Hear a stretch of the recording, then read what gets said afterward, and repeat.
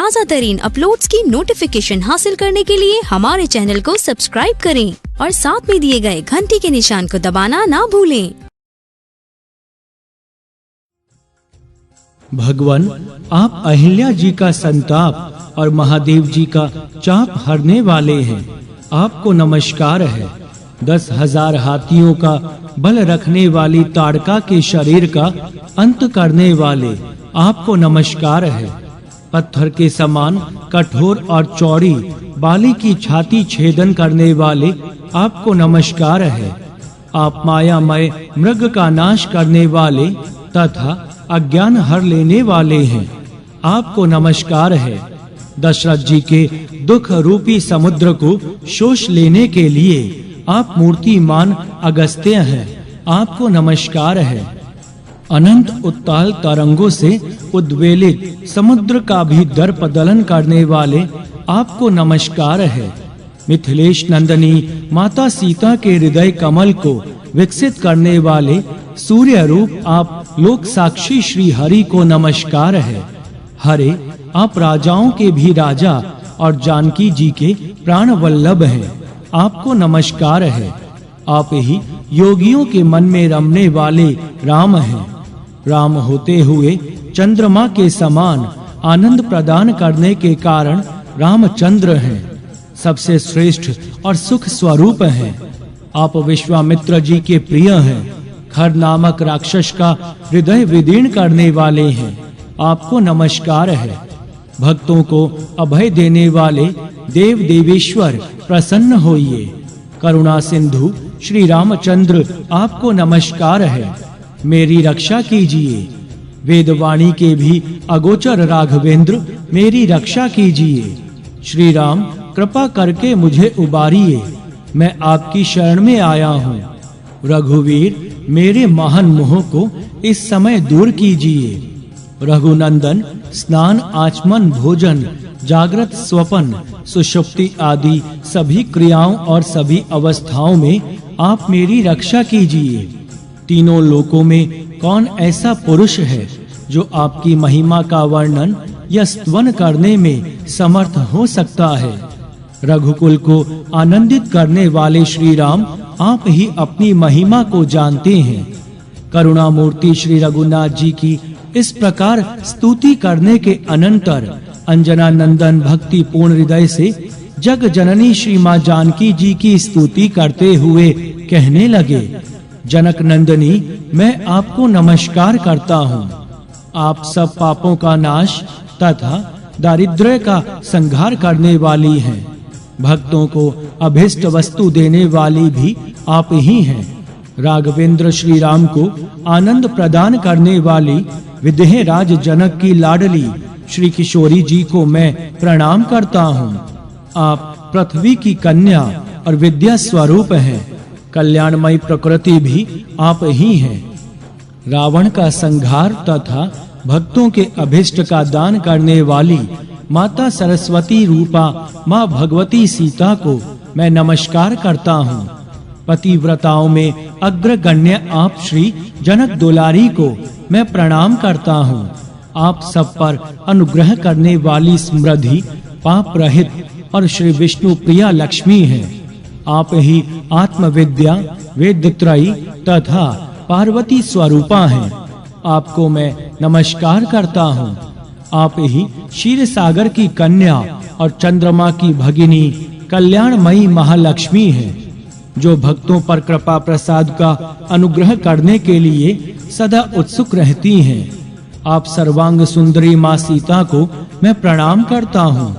आप धर्म का आश्रय और करुणामयी वेद माता गायत्री हैं। आपको मैं प्रणाम करता हूँ। आपका कमल वन में निवास है। आप ही हाथ में कमल धारण करने वाली तथा भगवान विष्णु के वक्षः स्थल में निवास करने वाली हैं। चंद्रमंडल में भी आपका निवास है। आप चंद्रमुखी माँ सीता देवी को मैं नमस्कार करता हूँ। आप श्री रघुनंदन की आनंदमयी शक्ति हैं, कल्याणमयी सिद्धि हैं और कल्याणकारिणी माँ सती हैं। भगवान श्री रामचंद्र जी की परम प्रियतमा को मैं प्रणाम करता हूँ। सर्वांग सुंदरी मां सीता का मैं अपने हृदय में सदैव चिंतन करता हूँ। इसके बाद आंजनेय ने प्रभु के आदेशानुसार श्री रामेश्वर के उत्तरी भाग में अपने द्वारा लाया हुआ शिवलिंग स्थापित कर दिया। आनंद रामायण के सार कांड की इस कथा में थोड़ी भिन्नता पाई जाती है। उनके अनुसार सेतु बंधन के समय श्री राघवेंद्र ने हनुमान जी को काशी जाकर भगवान से एक उत्तम शिवलिंग मांगकर मुहूर्त मात्र में ले आने की आज्ञा दी। पवन नंदन तीव्र वेग से काशी पहुँचे और शिवजी से 2 श्रेष्ठ लिंग मांगकर उसी वेग से लौट पड़े। उसी समय उनके मन में कुछ गर्व हो आया।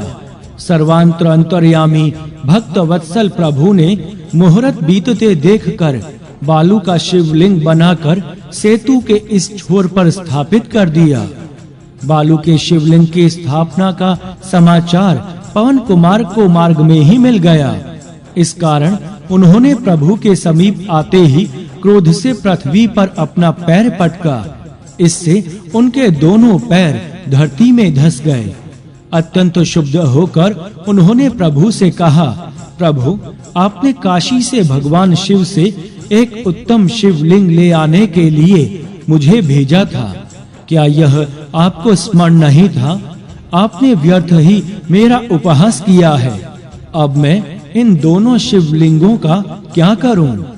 भगवान श्री रघुनाथ जी ने अत्यंत शांति पूर्वक हनुमान जी से कहा, कपे, अब यदि तुम मेरे द्वारा स्थापित बालू का मय शिवलिंग को पूंछ में लपेटकर उखाड़ दो, तो मैं तुम्हारे काशी से लाए हुए इस लिंग को स्थापित कर दूं। हनुमान जी ने उस बालू के लिंग के ऊपरी भाग में लपेटकर उसे जोर से हिलाया। अनेक बार हिलाने पर भी जब वह टस से मस नहीं हुआ, तब महावीर हनुमान ने अपनी पूरी शक्ति लगाकर उसे खींचा। भगवान श्री राम के स्पर्श से उक्त प्रतिष्ठित शिवलिंग वज्र तुल्य हो गया था।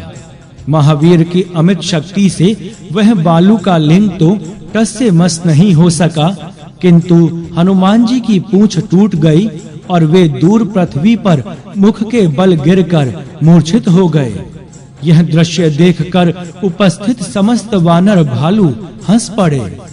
कुछ क्षणों उपरांत उनकी मूर्छा दूर हुई, पर साथ ही श्री राम भक्त हनुमान का गर्व भी नष्ट हो गया।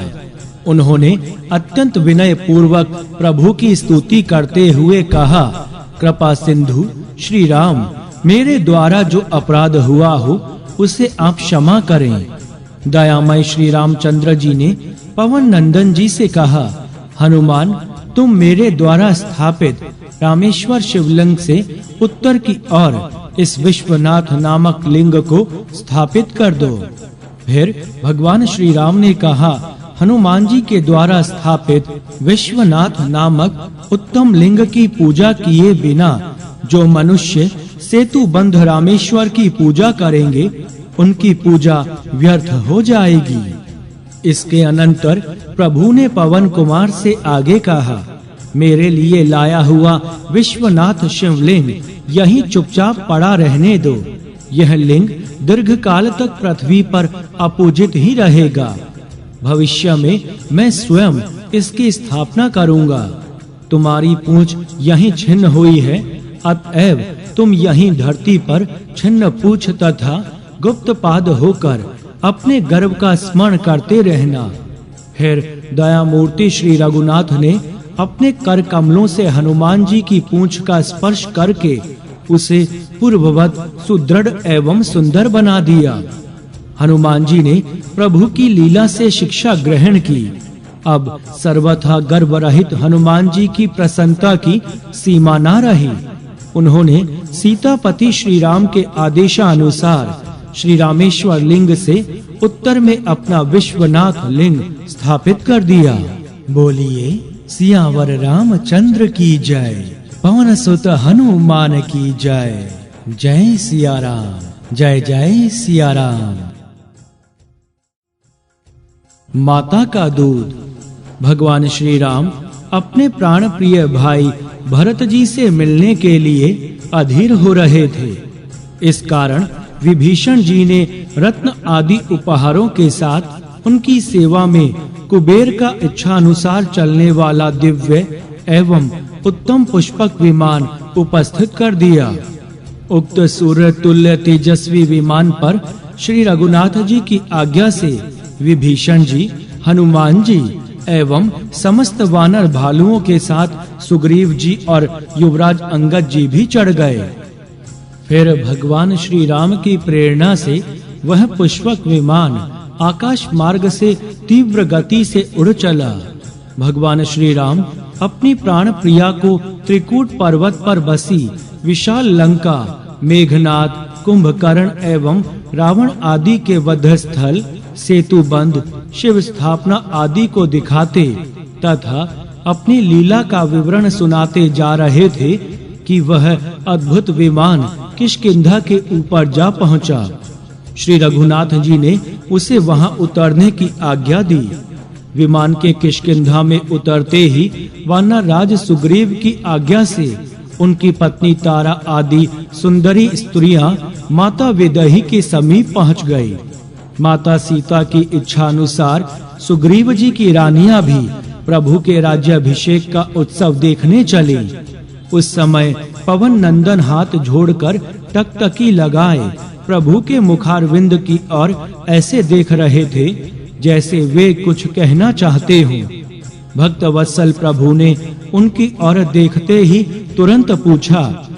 तब हनुमान जी ने हाथ जोड़कर अत्यंत विनय पूर्वक कहा, प्रभु, माता जी के दर्शन हुए अधिक दिन बीत गए हैं। यदि आज्ञा हो तो मैं उनके चरणों का स्पर्श कराऊं।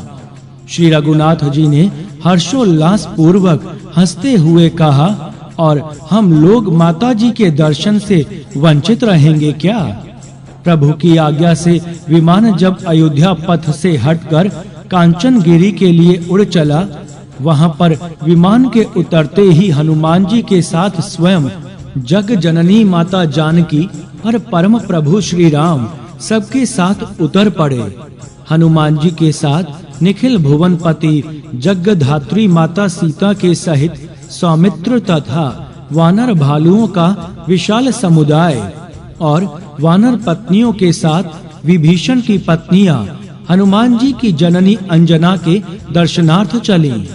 माता का दर्शन होते ही हनुमान जी दौड़कर अबोध शिशु की भांति उनके चरणों में गिर पड़े। उनका कंठ अवरुद्ध सा हो गया था, नेत्रों से आंसू बह चले। उन्होंने बड़ी कठिनाई से कहा, माँ, माता अंजना को उनका लाल, उनका प्राण खंड कितने दिनों बाद मिला था। वे सजल नेत्रों से हनुमान जी के सिर पर हाथ फेरने लगी। पुत्र को आशीर्वाद तो उनका रोम रोम दे ही रहा था। उसी समय वहां पर श्री माता सीता और प्रभु लक्ष्मण सहित प्रभु भी पहुंच गए। माँ, ये मेरे प्राणनाथ प्रभु और ये माता जानकी तथा ये सौमित्र हैं। हनुमान जी ने उनका परिचय दिया। माता अंजना के सुख सौभाग्य का क्या कहना। स्वयं परम प्रभु चलकर उनके द्वार पर पधारे। माँ देवी अंजना उनके चरणों में गिरने ही जा रही थी कि श्री रघुनाथ जी ने अपने पिता का नाम लेते हुए उनके चरणों का स्पर्श कर उन्हें प्रेम पूर्वक बैठाया।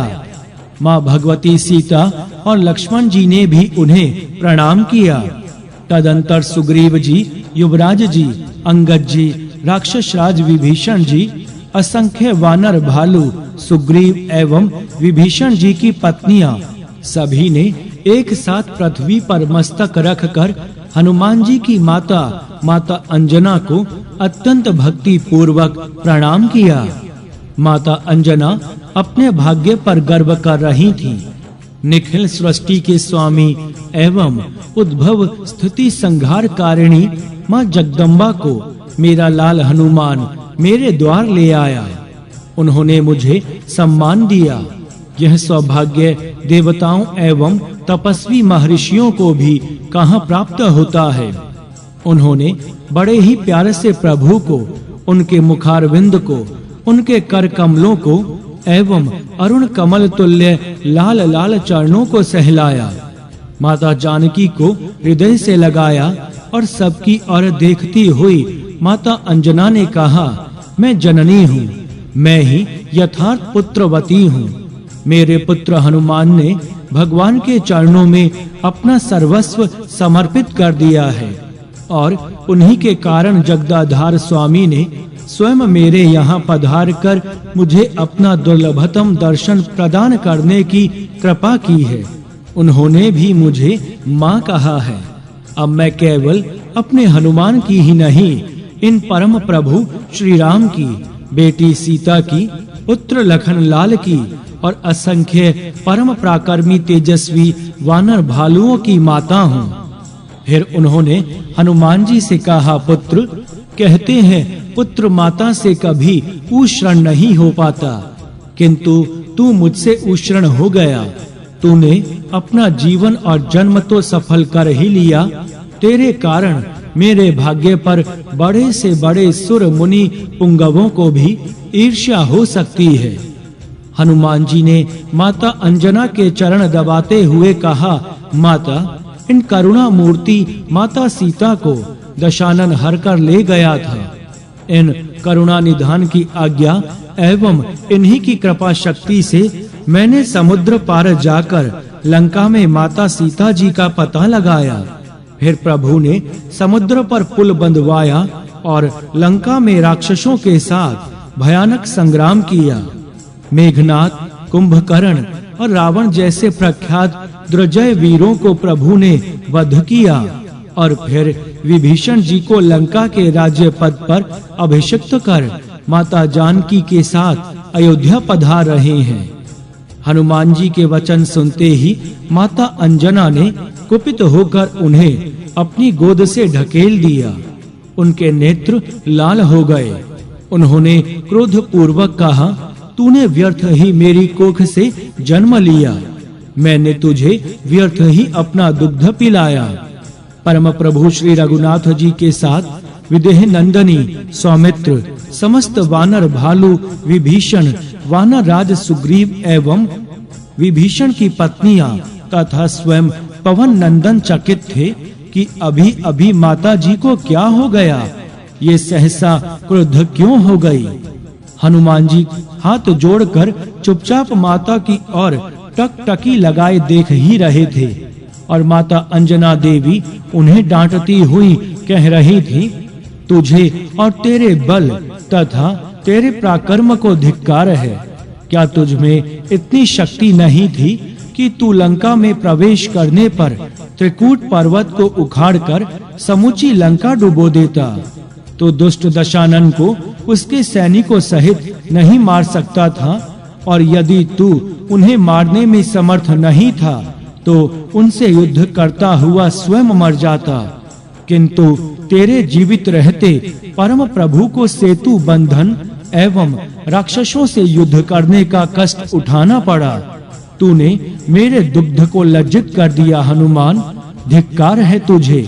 अब तू मुझे अपना मुख मत दिखाना। माता अंजना क्रोध से कांप रही थी। हाथ जोड़े हनुमान जी ने कहा, माता, मैंने आपके दूध को कभी लज्जित नहीं किया है और ना भविष्य में तेरे महिमामय दूध को कभी आँच ही आएगी। यदि मैं स्वतंत्र होता तो लंका क्या, इच्छा होने पर संपूर्ण ब्रह्मांड को क्षणार्ध में पीस कर रख देता, राक्षसों को मच्छर की तरह मसल कर मार डालता और उसी समय माता जानकी को प्रभु के चरणों में पहुंचा देता।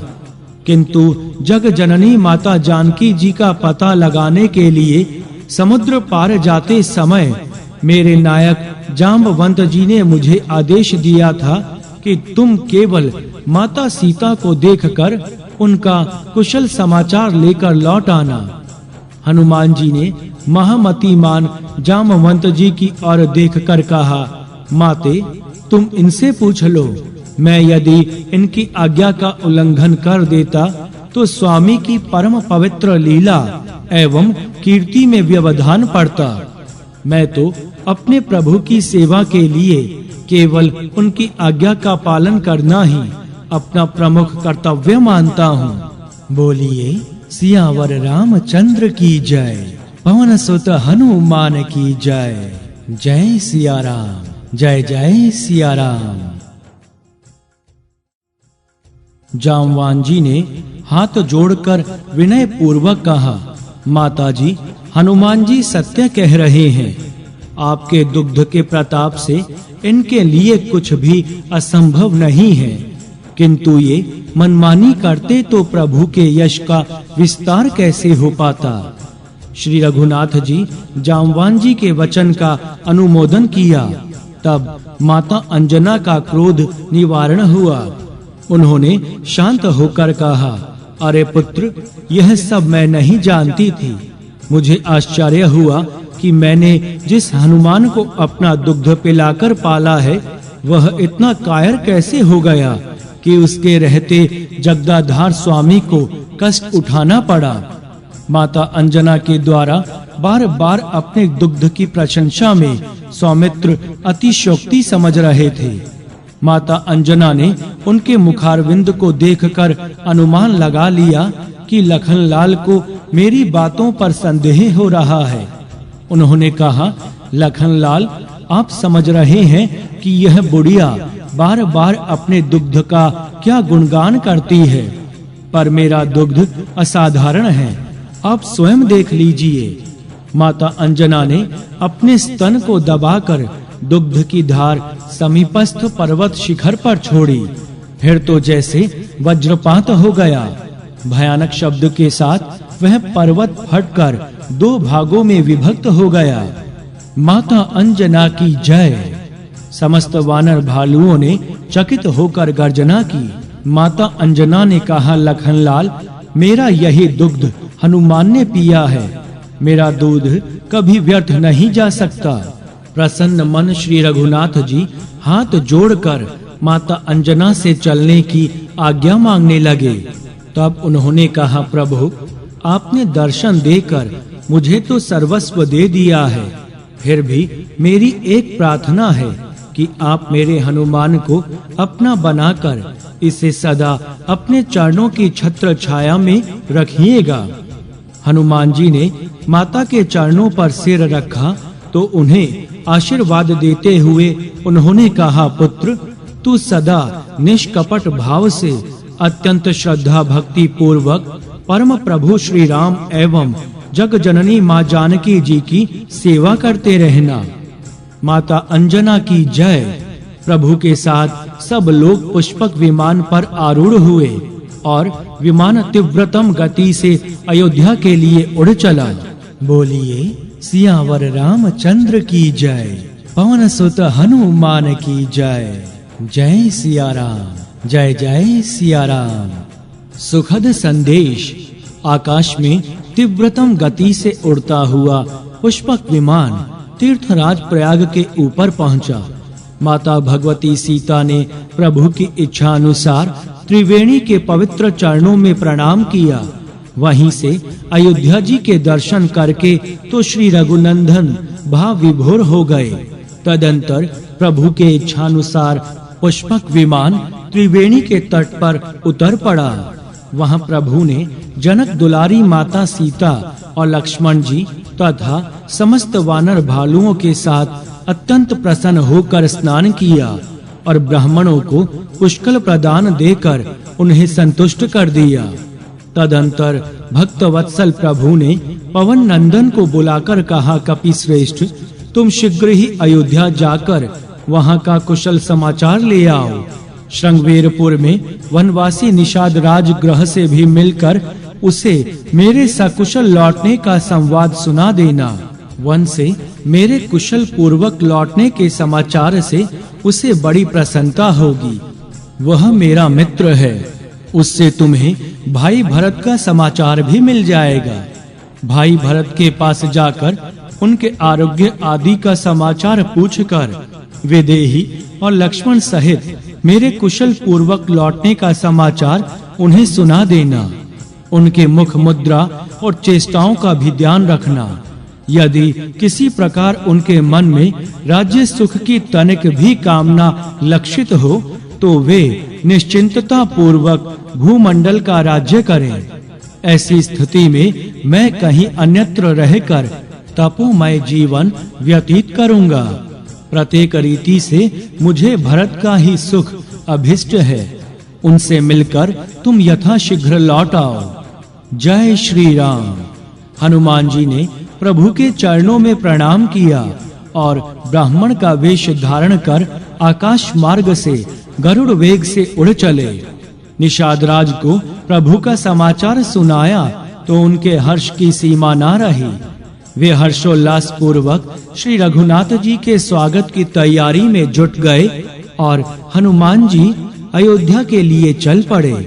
मार्ग में परशुराम तीर्थ, बालुकुनी नदी, वरुथी, गोमती और भयानक शालवन के दर्शन करते हुए पवन कुमार ने अयोध्या से 1 कोस की दूरी पर भरत जी के आश्रम को देखा।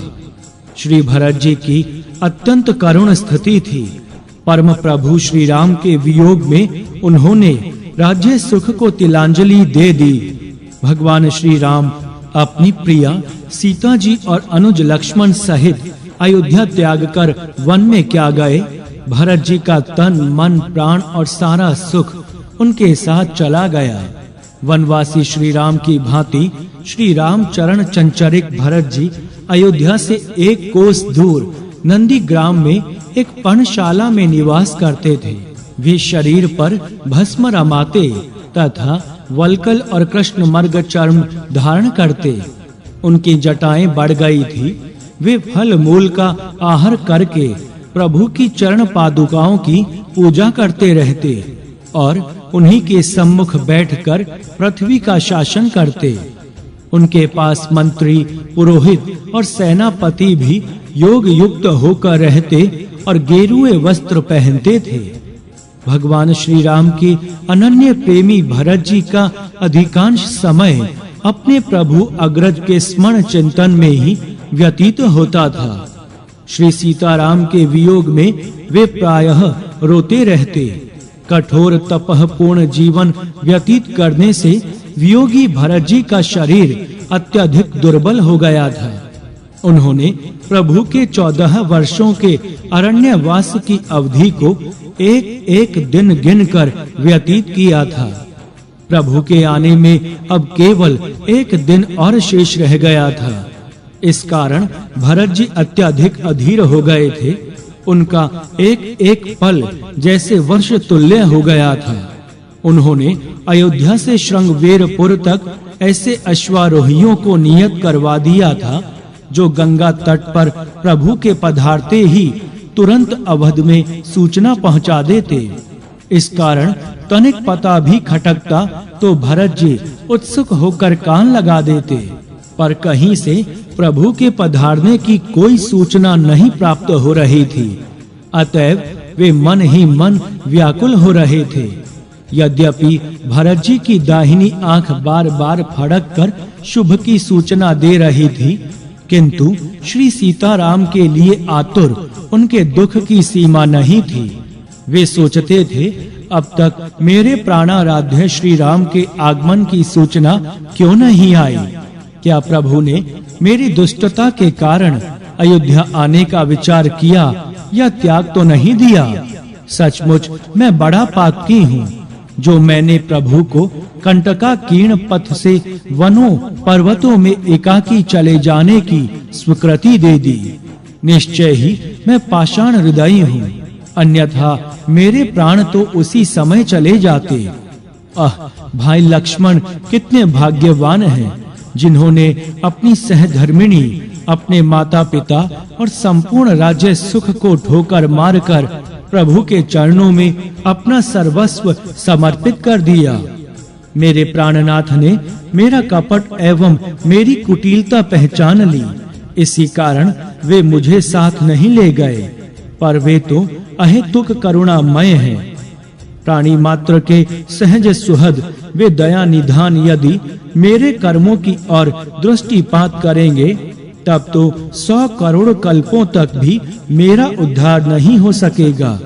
पर मेरे प्रभु श्री राम का स्वभाव अत्यंत कोमल है। वे दीनों और अनाथों पर सदा ही दया दृष्टि रखते हैं। इस कारण वे अपने भक्तों की त्रुटियों और उनके अपराधों की ओर कदापि ध्यान नहीं देते। रघुकुल तिलक श्री राम की पादुकाओं के सम्मुख कुशासन पर बैठे भरत जी उन्हीं की स्मृति में विकल विहल हो रहे थे। उनके नेत्रों से अश्रुपात हो रहा था। अधरों से वे प्रभु के पावनतम राम नाम का जप कर रहे थे। उसी समय ब्राह्मण वेशधारी हनुमान जी वहां पहुंच गए। अपने परम प्रभु नवनीरद वपु श्री राम की प्रतिमूर्ति भरत जी की विरह व्यथा देखकर पवन पुत्र की प्रसन्नता की सीमा न रही। उन्होंने हाथ जोड़कर अत्यंत नम्रता पूर्वक मधुर वाणी में भरत जी से कहा, प्रभु आप जिन दंडकारण्य वासी तपोनिष्ठ भगवान श्री राम का अहिर्निश चिंतन करते हैं तथा जिनके लिए अत्यंत व्याकुल हो रहे हैं, वे ककुस्थ नंदन श्री राम अपने शत्रु रावण को मारकर अपनी प्रिय विदेही भाई लक्ष्मण तथा अपने मित्र वानर भालुओं के साथ कुशल पूर्वक आपसे मिलने के लिए अधीर हो रहे हैं और आ रहे हैं। कल पुष्य नक्षत्र के योग में आप उनका दर्शन प्राप्त करेंगे। बोलिए सियावर रामचंद्र की जय, पवन सुत हनुमान की जय। जय सिया राम, जय जय सिया राम। भगवान श्री राम के सकुशल पधारने का संदेश, अमृतमय सुखद संदेश भरत जी में जैसे नव जीवन का संचार हो गया। उनके हर्ष की सीमा नहीं थी। उन्होंने आतुरता पूर्वक ब्राह्मण देव को प्रणाम किया ही था कि हाथ जोड़े हुए पवन कुमार उनके चरणों की ओर झुके। भरत जी ने उनसे अत्यंत प्रेम पूर्वक पूछा, मुझे अतिशय आनंद प्रदान करने वाला संदेश सुनाने वाले आप कौन हैं? आप कहां से पधार रहे हैं? प्रभु, मैं भगवान श्री राम का दास पवन पुत्र हनुमान हूँ। प्रभु ने मुझे आपका कुशल समाचार जानने और अपनी कुशलता का संवाद सुनाने के लिए आपकी सेवा में भेजा है। हनुमान जी का उत्तर सुनते ही भरत जी ने उन्हें अत्यंत प्रेम पूर्वक हृदय से लगा लिया। भरत जी के नेत्रों से वेग पूर्वक आंसू बहने लगे। उन्होंने अंजना नंदन के शरीर पर हाथ फेरते हुए गद्द गद्द कंठ से कहा, हनुमान, आज तुम्हें देखकर मेरा सारा दुख दूर हो गया। मानो तुम्हारे रूप में मुझे मेरे परम प्रभु श्री राम ही मिल गए। भाई हनुमान, इस सुखद संदेश के समान मेरे लिए आनंद प्रदायक और कुछ नहीं है। हे तात, मैं तुमसे किसी प्रकार उष्ण नहीं हो सकता। अब तुम मुझे मेरे प्रभु का चरित्र सुनाओ। श्री भरत जी के आदेशानुसार हनुमान जी ने उनके चरणों में सिर झुकाया और श्री रामचंद्र जी का क्रमशः संपूर्ण चरित्र सुना दिया। मारुति जी से श्री राम चरित्र सुनते हुए भरत जी मन ही मन आनंदित हो रहे थे। हनुमान जी के चुप हो जाने पर उन्होंने पूछा, कपिश्रेष्ठ, क्या प्रभु मुझे भी कभी दास की तरह स्मरण करते थे? अत्यंत विनीत भरत जी के वचन सुन मारुति नंदन ने उत्तर दिया, प्रभु, मैं सर्वथा सत्य कहता हूँ। आप भगवान श्री राम को प्राण तुल्य प्रिय हैं। वे सदा आपका गुणगान करते हुए आत्म विभोर हो जाते थे। अब आप कृपा पूर्वक मुझे प्रभु के समीप पहुँचाने की आज्ञा दीजिए। प्रेम मूर्ति भरत जी ने पुनः हनुमान जी को गले से लगा लिया। वे पवन कुमार का बार-बार आलिंगन कर रहे थे। उनके हृदय में आनंद समा नहीं पा रहा था। पवन कुमार ने भरत जी के चरणों में प्रणाम किया और प्रभु श्री राम के समीप पहुंचने के लिए तीव्र गति से चल पड़े। हनुमान जी के अयोध्या के लिए प्रस्थित हो जाने पर श्री रघुनाथ जी पंचमी तिथि को मुनिवर भरद्वाज जी के आश्रम में पहुँचे और उनका दर्शन प्राप्त कर माता सीता तथा भाई लक्ष्मण सहित उनके चरणों में प्रणाम किया। सुग्रीव, अंगद और विभीषण आदि ने भी महामुनि के चरणों में श्रद्धा भक्ति पूर्ण हृदय से प्रणाम निवेदन किया। महर्षि भरद्वाज ने श्री राम को शुभ आशीर्वाद देकर अत्यंत प्रेम पूर्वक बैठाया। भगवान श्री राम ने कहा, मुनिनाथ, आपकी कृपा से चतुर्दश वर्ष का वनवास काल समाप्त होने पर मुझे पुनः आपके चरणों के दर्शन का सौभाग्य प्राप्त हुआ है। आपको यदि भाई भरत का कुछ कुशल समाचार प्राप्त हुआ हो तो कृपया बतलाइए। मुनिवर भरद्वाज जी ने उत्तर दिया, धर्म मूर्ति श्री राम, आपने पृथ्वी का भार उतारने का महान दायित्व पूर्ण कर लिया और शत्रु पर विजय प्राप्त कर सफल मनोरथ हो अपनी सती पत्नी भाई लक्ष्मण एवं मित्रों सहित कुशल पूर्वक लौट आए। यह देखकर मैं आनंद मग्न हो रहा हूँ। मेरी प्रसन्नता की सीमा नहीं है। फिर अत्यंत गद्गद कंठ से महर्षि ने कहा, श्री राम, आप समस्त लोगों से वंदित और संपूर्ण जगत के स्वामी हैं। आप साक्षात भगवान विष्णु हैं। जानकी जी लक्ष्मी हैं और ये लक्ष्मण जी शेषनाग हैं। आप सर्वांतर अंतर्यामी हैं, किंतु आपके पूछने पर मैं बता रहा हूँ कि अयोध्या में सब कुशल है। आपके भाई भरत आपके स्मरण में रोते हुए किसी प्रकार एक एक क्षण व्यतीत कर रहे हैं। वे अत्यंत कृश हो गए हैं। आपके दर्शन की आशा में ही उनके प्राण टिके हैं। कौशल्या आदि आपकी माताएं तथा अयोध्या वासी उत्सुकता के साथ आपके लौटने की प्रतीक्षा कर रहे हैं। महामुनि के मुख से भाई भरत की प्रीति एवं उनका दुख जानकर रघुकुल नंदन श्री राम व्याकुल हो गए। उनके नेत्रों से अश्रु प्रवाहित होने लगे। उन्होंने महामुनि के अनुरोध की रक्षा के लिए उनका आतिथ्य स्वीकार किया। तब तक हनुमान जी ने नंदीग्राम से लौटकर प्रभु के चरणों में प्रणाम किया। हनुमान जी के द्वारा अपने भाई भरत जी का समाचार सुनकर भ्रातवत्सल प्रभु श्री राम ने महामुनि के चरणों में प्रणाम किया और भाई भरत से मिलने के लिए आतुर होकर पुष्पक विमान में जा बैठे। विमान वेग पूर्वक उड़ चला। इधर हनुमान जी के लौटते ही भरत जी ने यह समाचार गुरु वशिष्ठ जी एवं माताओं को सुनाया तो उनके हर्ष की सीमा न रही। राजसदन ही नहीं, पूरी अयोध्या में माता सीता और लक्ष्मण जी सहित प्रभु श्री राम के आगमन के संवाद से प्रसन्नता की लहर दौड़ पड़ी। छोटे बड़े सभी अत्यंत उत्साह पूर्वक अपने घरों, द्वारों एवं मार्गों को सजाने लगे। अनेक प्रकार के उज्जवल मोतियों और रत्नों की बंधनवारों एवं चित्र विचित्र पताकाओं से अवधपुरी सज उठी। ग्रह ग्रह, गली गली, राजमार्ग, राज सदन सर्वत्र जैसे आनंद मूर्त रूप होकर नृत्य कर रहा था। सर्वत्र हर्ष, सर्वत्र प्रसन्नता, सर्वत्र आनंद, सर्वत्र उल्लास, सर्वत्र प्रभु के दर्शन की उत्कट लालसा। अयोध्या आज तक ऐसी कभी नहीं सजी थी।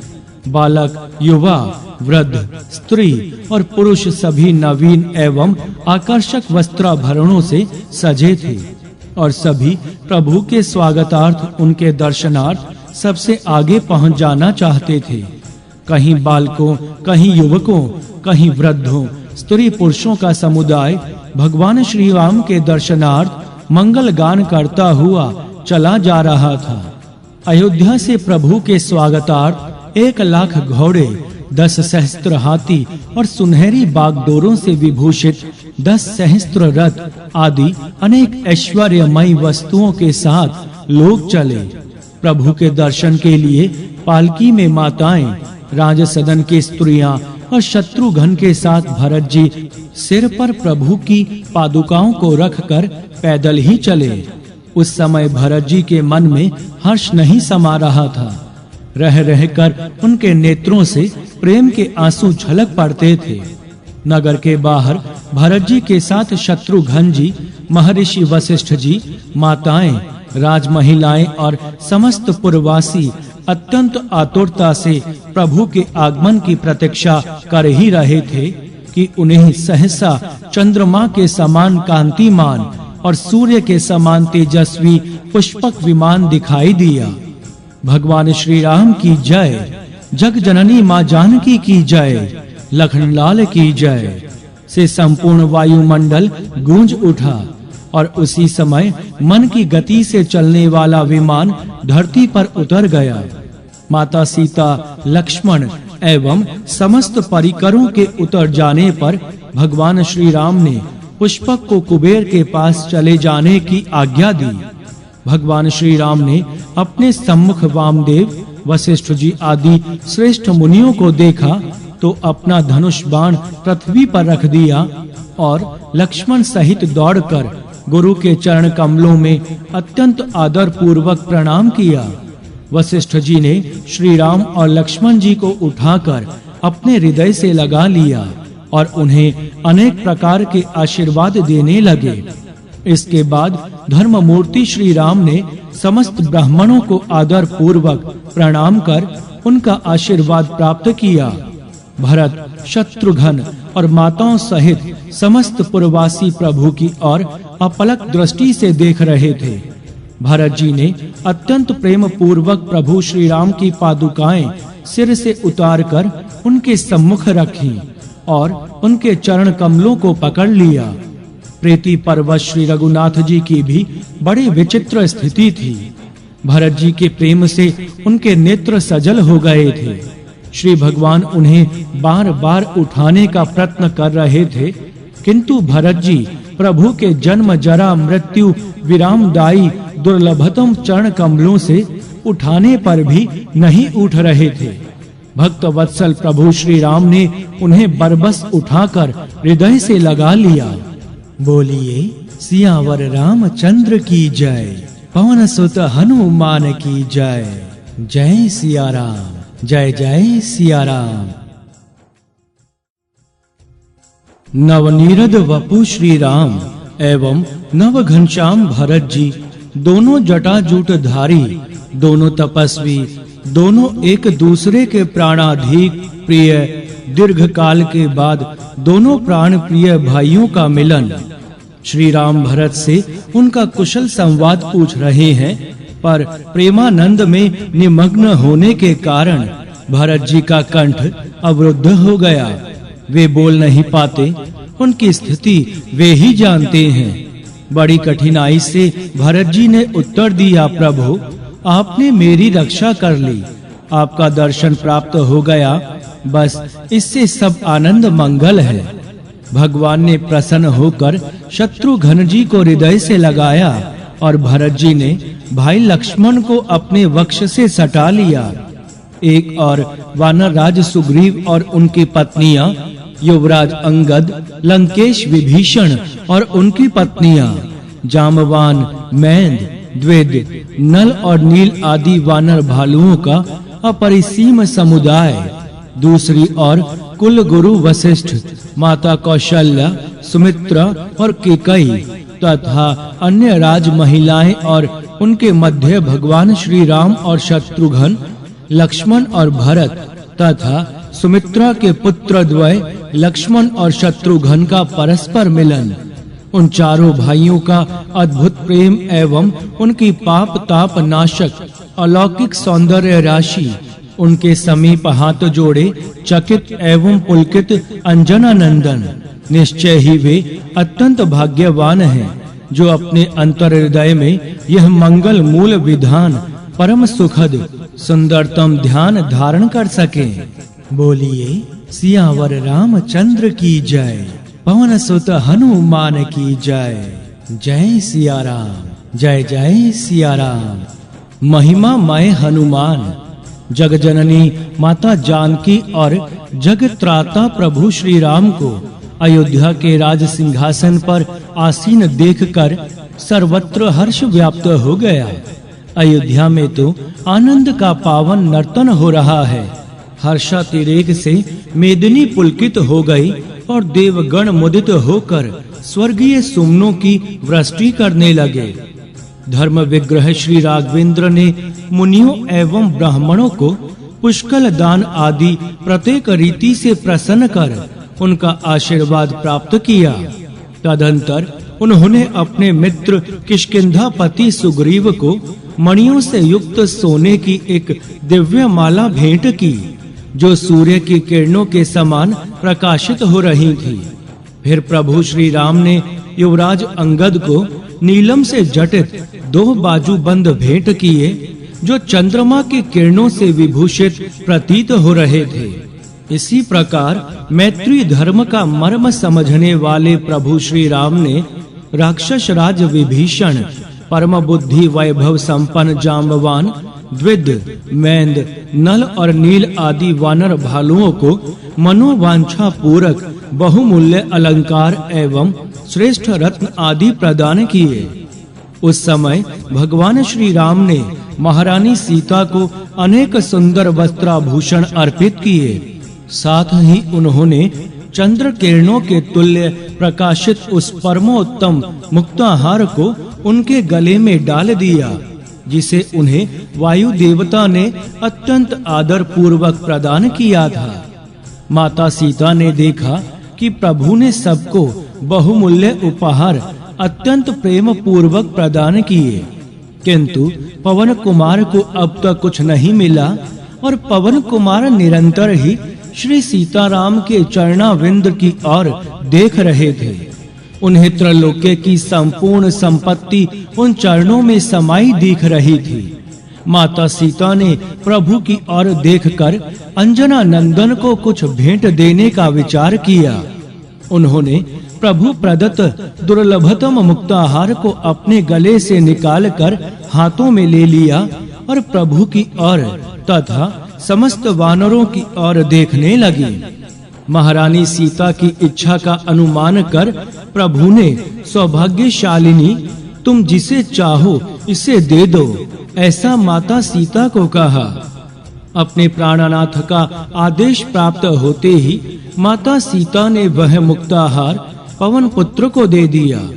उक्त बहुमूल्य हार को कंठ में धारण करने पर हनुमान जी की शोभा अद्भुत हो गई।